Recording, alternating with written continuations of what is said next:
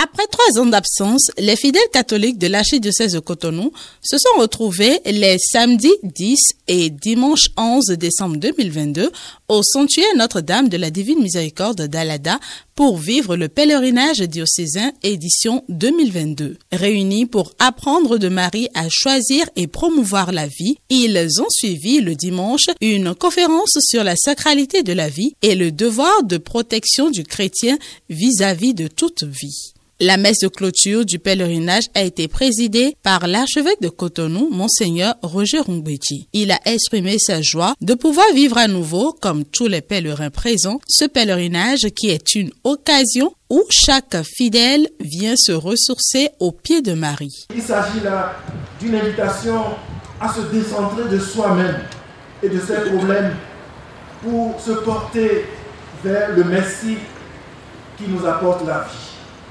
L'Avent nous appelle à affermir cette ténacité intérieure, cette résistance de l'âme qui nous permettent de ne pas désespérer dans l'attente d'un bien qui tarde à venir, mais de l'attendre plus encore, de préparer sa venue avec confiance, une confiance active.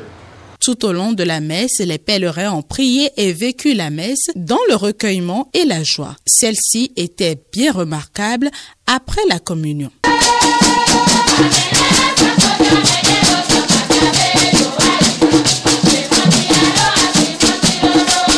Pour les organisateurs, ce pèlerinage après Covid est une réussite malgré l'effectif un peu réduit des pèlerins. Chacun a donné du sien et le résultat se veut satisfaisant. Ça a été vraiment un travail d'ensemble. Les objectifs visés, nous les avons atteints, même si ce n'est pas encore le massif. L'essentiel a été fait. C'est vrai que nous attendions un nombre plus pléthorique que ça. Mais il faut avouer que c'est l'après-Covid. Pendant 2 ans, les gens ont pris l'habitude de perdre l'élan là.